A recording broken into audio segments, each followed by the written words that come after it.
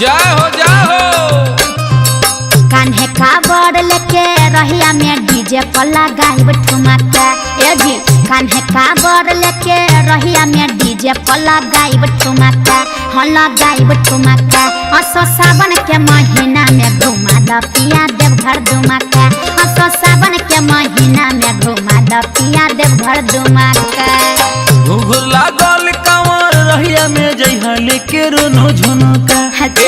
घुघुर लागल कांवर रहिया में जइहा लेके रोनो झुनुका। हाँ हाँ रोनो झुनुका। असो सावन के महीना में घुमा देव धनी देवघर दुमका। असो सावन के महीना में घुमा देव धनी देवघर दुमका।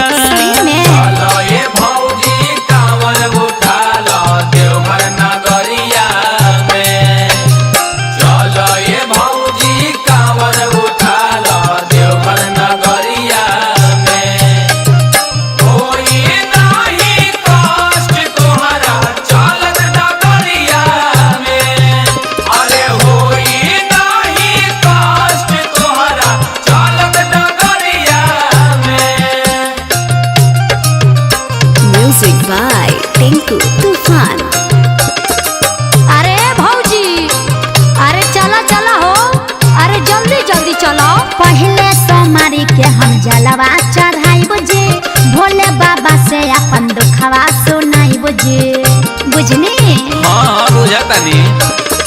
देवो के देव महादेव भोले दानी। खत्म कर दी है सारा दुख परेशानी। सुनी ना बोला लोटकी में जल लेके चल पैदल हो तानी घुंघटा। लोटकी में जल लेके चल पैदल हो तानी घुंघटा। हाँ हाँ तानी घुंघटा। असो सावन के महीना में घुमा द पिया देवघर दुमका। असो सावन के महीना में घुमा द पिया देवघर दुमका। लाल गुलाबी फूल लगल कांवर में लेके तू चला भौजी पावर में। लाल गुलाबी फूल लगल कांवर में लेके तू चला भौजी पावर में। जे भी श्रद्धा से जलवा चढ़ावेला बिना मंगले वो सब कुछ पावेला। जे भी श्रद्धा से जलवा चढ़ावेला बिना मंगले वो सब कुछ पावेला।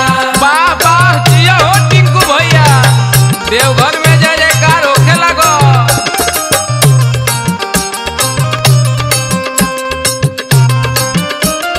पिया धनंजय रउआ देर न लगाई जी। गढ़वा बजरिया से कावर ले आई जी। हर जाई अरे जातनी जल्दी से धनी कर तैयारी। ओके। के लावतानी टिंकू के गाड़ी। ए जी काजी लाग फरेस पेन्ही गेरुआ ड्रेस चूड़ी हरियर का।